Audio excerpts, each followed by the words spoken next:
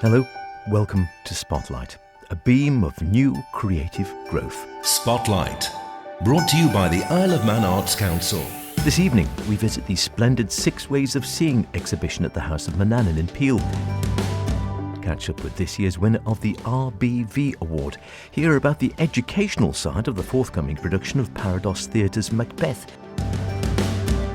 And another cultural high spot of the year is looming. It's Braaid Festival time.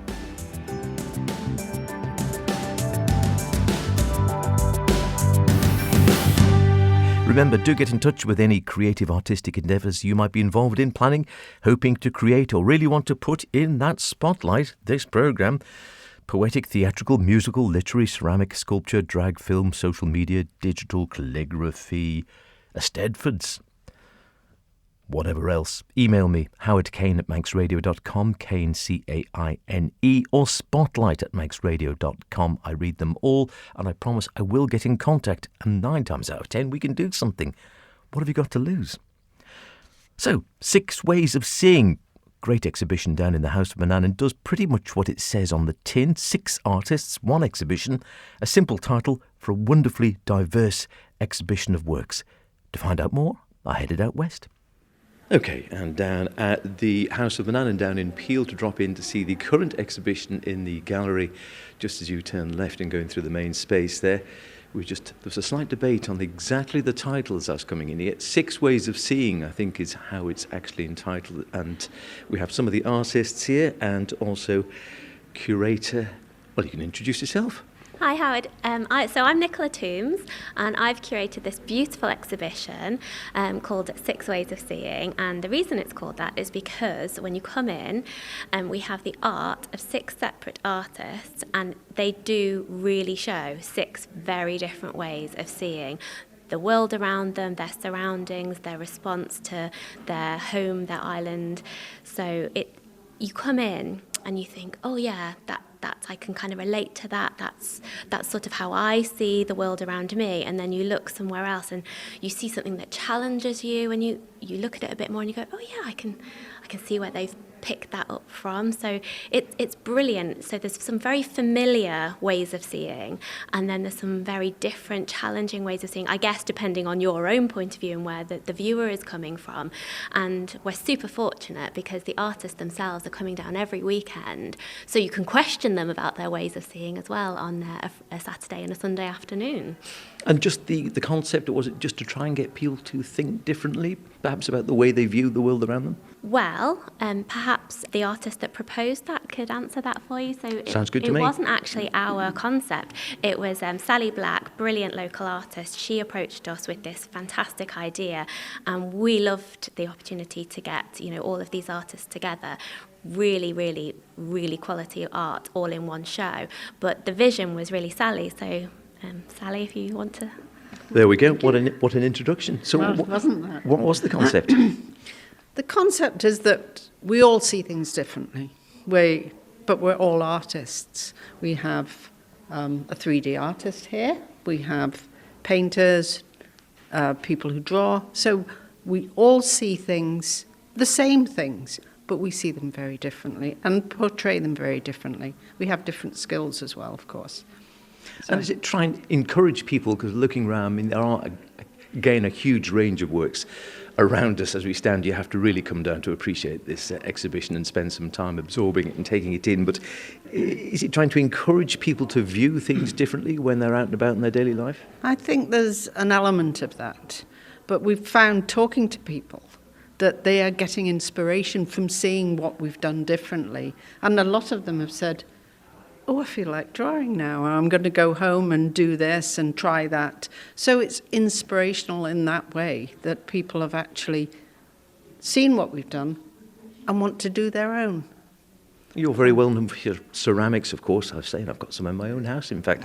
What inspires you, would you say, when you're going about your daily life? Do you find some inspiration in everyday life? I find inspiration in colours, in the sky, in the sea. I look out on the sea every day. Anything that makes me laugh. I mean, it varies. And being creative, of course, is a very valuable thing to have, because you're never alone when you're creative. So, I get inspired by anything, but I also get inspired by all the other artists because of the way they see things. And sometimes I go, ooh, I'd like to do that like they do, and have a go. So it varies, but it's we're very fortunate that we can all be together in this space, and we thank Manx National Heritage for giving us this opportunity, because there's few opportunities to show work, and people are saying that to us. We're so glad to see all this work together. And if you look at the visitors' book, it's great. It's fantastic what they've written, isn't it? It's amazing. It is, and we have like a selection of artists. Would you like to introduce yourself? I'm Helen Farragher. I'm a landscape artist. I live in the south of the island, and I walk this landscape every day, and I interpret it in the best way I can, not as a real interpretation, but as a way of awakening responses and senses in the people who view it. And from what I've heard, it seems to have worked. And do you get feedback? As we were saying, you've been coming down at the weekends. What do people say then when they come around? And it's quite a rare opportunity sometimes for someone to interact with a painting or a sculpture or an artwork and then actually be able to speak to its creator. I think people have been absolutely wowed when they came in. I don't think they were expecting such a fantastic show. And they come in and they just stare in awe and silence, and then they come up afterwards and say what an amazing experience they've had in here. I mean, all the artists are very different, as we've said, and it's been great working together. And thanks to Sally for organising it, because we wouldn't have done it, or I certainly wouldn't without her. And do you find the island an inspirational place to actually work for yourself? Oh, totally. The landscape, the barren landscape, the solitude, the weather moving across it. It's just a constant flux, and it's absolutely wonderful. And you get, as Sally was saying, perhaps it's unusual perhaps to be together in one gallery with different ideas, different ways of working, different media all on display at once. Is that sort of common normally for you, or would you normally be working more in a sort of more solitary fashion? I work in a solitary fashion. I think most of us do. But the wonderful thing about being in here was the fact that we've all had to work together to put it on the whole show. And it's just been an amazing experience, certainly for me, because I've only been painting for 4 or 5 years. Although I've been an artist all my life, I've had the opportunity now to do it. But there's been some fabulous meetings. Ella McGee, who couldn't be here today, has these incredible drawings that have got quite a political aspect to them, and you need to read about them to find out why those lemon squeezes are in that background there. So you get inspired as well by looking at the other artists' work? Oh, absolutely, yeah. Yeah, we've had a lot of inspiration from each other. Yeah, it's been good. And we'll just talk to our third artist here, who's in the background. My name is Ongki Wijana. I'm a stone carver. I joined this show. I'm from Bali, actually, like, the other side of the world. I come here, and really, really nice to join this show when they invite me to join this show. I'm gonna be good with it, because they're all really talented artists, okay, I want to be part of that, so I need to make something, show something good, so it's really nice to be here, be part of this. People might be familiar with your work, because I suppose, again, working in stone, working in three-dimensional art, it perhaps might be seen more familiarly in a sort of an open space, perhaps. I did some piece for the island. I did one in Laxi, a Laxi Manor statue. Exactly. I've done that in 2013. And I did some other work in Peel Cathedral. Actually, I'm still doing stuff there. They're doing carving project there. Yeah, I did the labyrinth in Bali and then sent a ship here, and then they put together here. They're really nice there. So I'm really happy. So people when I'm working outside the cathedral now, when people come around, and they say this really, they really enjoy, my work. That make me really happy about it. So it's good, just good, make me happy to live here, Yes, yeah. And have you found your work has changed? As you said, you come from a stone carving background in Bali, quite a long way away from the Isle of Man. Yes. Do you find now that your work here is very different to perhaps the way you were working or your family had worked back in Bali? Yeah, absolutely. Like I'm in Bali, I training like in like traditional way of that the pattern design. So I have been traveling around Europe, like see what other artists do. Like I have a lot of contact there to learn. Like the give me the idea what stone carving here like to be done. And just it has changed my style of my work. I need to like following like where I live really. Like what people want, because this is like my market here. I can't make Balinese design here. Who's gonna buy my stuff? Like I need to make it work. Like for for my career too. So. And what for you is the joy in working? I take it principally in sort of stone carving. What's the joy for you working in that? Doing stones. The first, I really love stone. I carve wood before, and when I start doing carving on stone, like I really love it because the stone is like lasts longer than wood, so people will enjoy my work.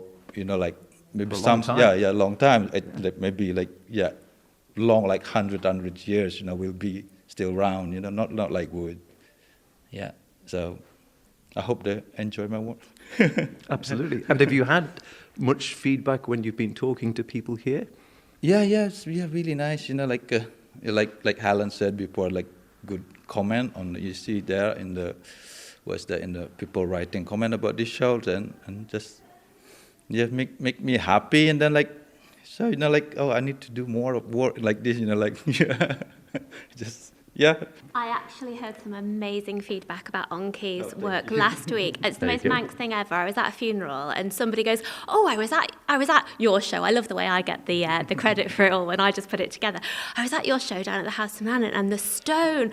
I had to listen to him for about 10 minutes rhapsodising about your beautiful stonework. I was like, "Yeah, it was amazing," but I literally just put it on a plinth and stand back, So yeah, so it's really touched people. Like they were talking about how on earth you get this extra smooth finish on the It always amazes me. You just think, how do you do that? Like you'd think it was carved from butter, not from stone. It's so amazing, and I think if it's mind-blowing how you get that finish on stone. So yeah, there's been some excellent feedback. Yeah. And it's very different again, isn't it? Because it's stone carving's not something that you see on a sort of regular basis, and it's an ancient art form, of course, one of the oldest. Absolutely. And perhaps not as widely practiced now as it might have been thousands of years ago.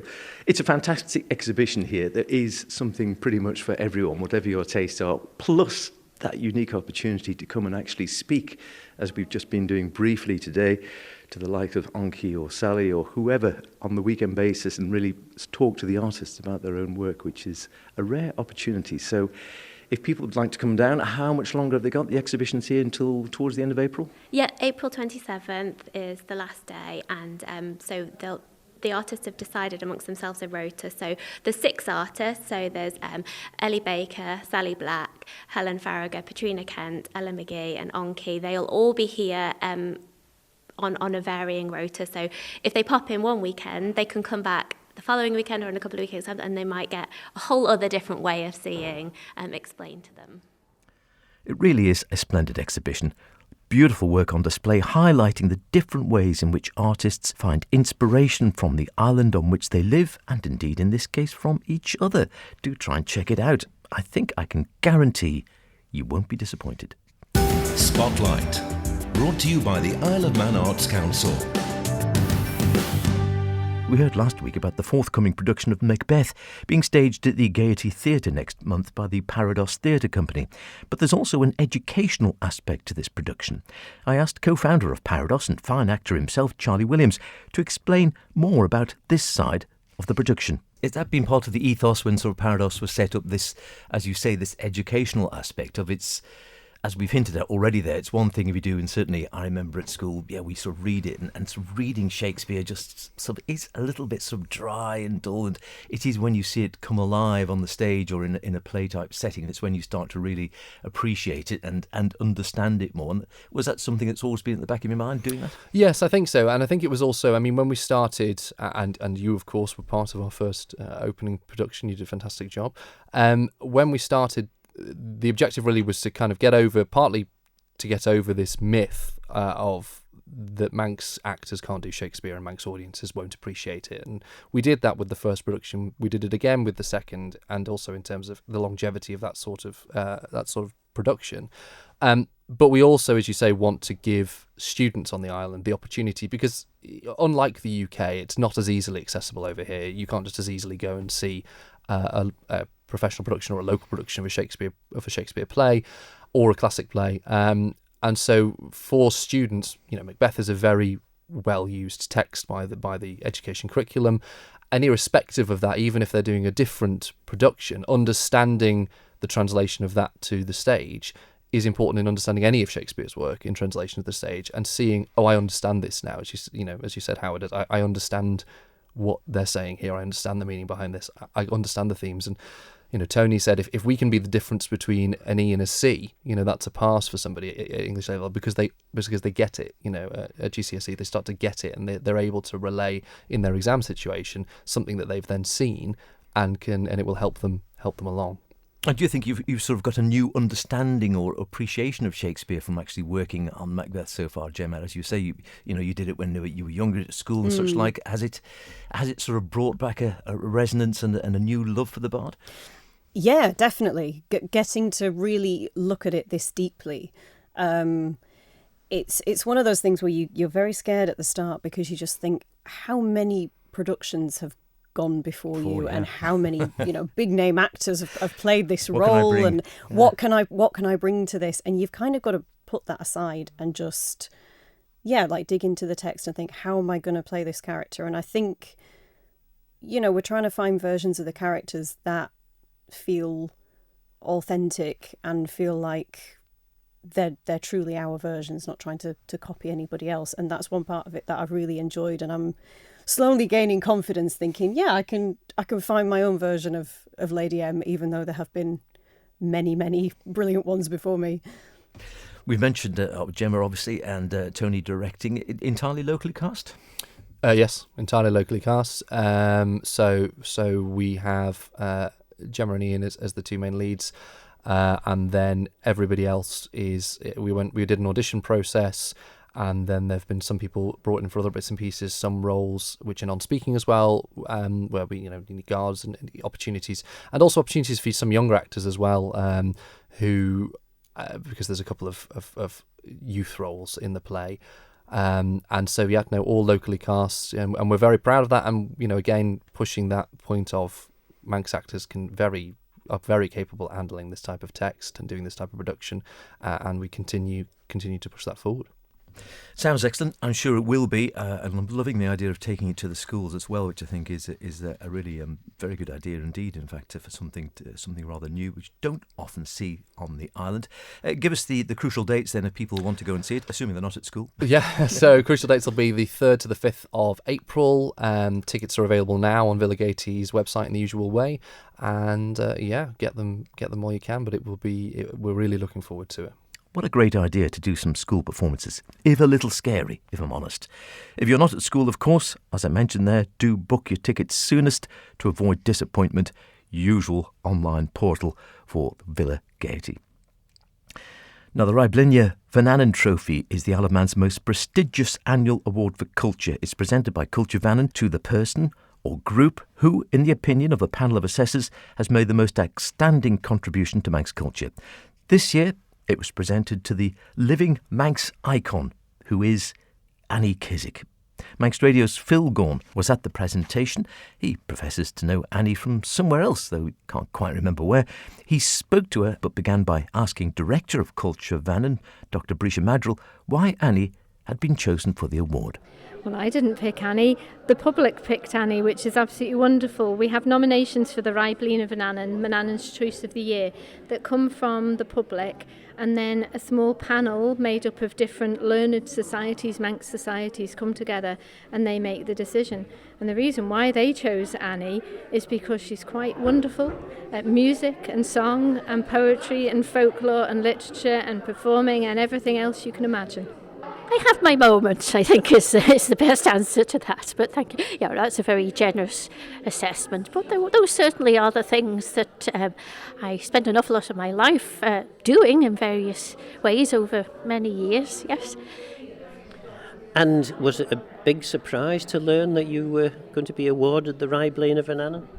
Yes, because there are so many people who are working for Manx culture in so many different ways now, as always, and don't all get the recognition that they deserve at all. But so I just feel really I'm part of a much bigger thing, part of a jigsaw really, and lots of pieces to it. And there are other pieces that will get their time in the limelight, if you like, I hope. And you had some very generous words to say, Braaid, about Annie. I mean, it's hard to describe in a nutshell what Annie's involvement in relation to Manx culture is, but I'm going to ask you to have a go at it. Well, we know that Annie started learning about Manx culture when she was a child, really, when she was a young person, and she was learning from her teachers, people like Les Quilliam, but also from Mona Douglas in the Eglach-Fannin, the Youth of Man organisation, and so she started performing and singing, and she's represented the island all around the world, really, at different conferences and festivals. She's won awards, but really most of her life she spent producing music, writing new songs, arranging old songs, finding words, bringing everything together, writing the most beautiful poetry and plays, and performing as well. And I think that's an incredibly rich tapestry, really, to bring together, and she's somebody who inspires us all around her. And what motivates you to do this? I suppose coming from a small place like most of us there, I felt and have felt in the past that the Isle of Man has often been pushed to the side in terms of culture. You know, your poor language, you've not got much of a history, you haven't got this, you haven't got that. And sometimes Manx people themselves have defined themselves that way. So I think there's a sort of rebel instinct in me that thinks, no, it doesn't have to be like that. Why can't we be people who can do things with our language and our music? Why not? Why not have a go? And I suppose that's my motivation, is to have a go and see what happens. I don't feel particularly skilled, but I just go for it. And, you know, you do learn as you do things. So, yeah, my motivation is, I think, to show we're still here in some ways. Richly deserved. Annie's been steeped in Manx life, language, music and culture all of my life. Lord knows how many songs and poems she's written. And her enthusiasm remains as bright now as it was 40 years ago. I'll leave it there, Annie, when of course she was just 6. We'll stay with Manx cultural activities, as you can't really get much more Manx than the Braaid Eisteddfod. That's been going on longer than Annie herself, I think. It remains a steadfast celebration of all things Manx and a Manx evening out. Famous for its Manx suppers, late finishes and organised chaos. It takes place this very weekend, as Dot Tilbury told Christy de Haven. It's on Saturday the 22nd of March 2025 and it starts at 7:30. And anyone can get involved essentially, can't they? And do they have to sort of put the names forward first? Nope, you just rock up, park your car, come into the hall, and if you just want to watch, that's fine. But there's something for everybody because we start off with a hymn raising. So, and it sounds weird, but people start singing "Onward, Christian Soldiers," and then Wendy MacDowell, who's the pianist, sort of joins in on the piano from memory and just plays along like you do. And then they open the hymn book on that page of "Onward, Christian Soldiers" to see if people have got the right key in the book. Such fun. It is I know, hilarious, isn't it? It's not complicated. I always join in that one, and I'm always about 8 octaves too low. There's recitations. People make up recitations. People come and say great, eulogies from all sorts of places. We've got the men's solo, instrumental solo. Eric Goldie came up one year and played a gramophone. Thought it was an instrumental solo, but he got a prize. And then there's the stump speech, and there'll be a variety of topics which people can talk on for 2 minutes. There can be anything. And then we've got ladies solo, original poem, that's always well supported. And people make up poems and then say them. And they could be, they could be about anything. And we have a quiz, which is a paper quiz, which goes out to the audience during the interval, which I write. And I give some easy, I don't make them all hard. I give some dead easy questions, give you a bit of confidence. Which is then good. I might throw a little curly-whirly in the middle just to sort of split the difference. And what about prizes and judging? Prizes, and that kind of well, thing? you get the very coveted Braaid certificate. And we have trophies that we present for the ladies' solo, the men's solo, musical instrument, the best youngest competitor. Anybody can go, children can entertain, anybody. We just want everybody, you just want the seats filled, basically. And then at the end of the story, anybody can get up and give a humorous story, which is always good for a laugh. And in fact, most of it's good for a laugh. I think it is. It's great fun. The quartet and the choir, and hopefully somebody, if there's not a choir there, all the singers will get up. And we finish off with Ellen Vannon and O Land of Our Birth. So it is a wonderful Manx community event. You don't want to miss it. So it's March the 22nd. For a fiver. For £5, you get a feed as well, a fabulous Manx country supper too. So do go along. Even if you just want to watch, it's worth it. But maybe you'll get up. It might be the first time you get on a stage like it was with Dot. And look at her now. Look at her. That's about it. I'll be back next week when we'll be hearing about the new role of biosphere photographer in residence, among other things. See you then. Whatever you're doing, be creative about it. Himu.